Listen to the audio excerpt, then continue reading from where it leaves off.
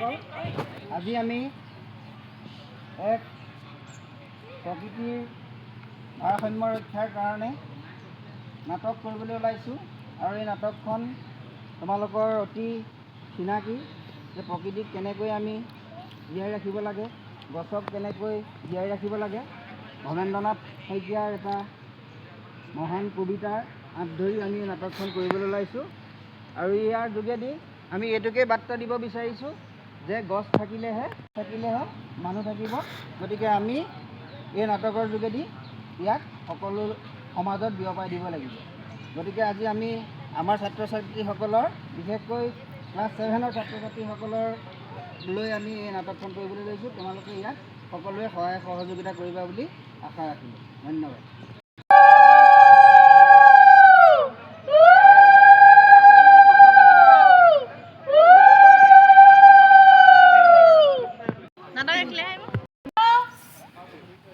ঘৰত আছে নে বাৰু?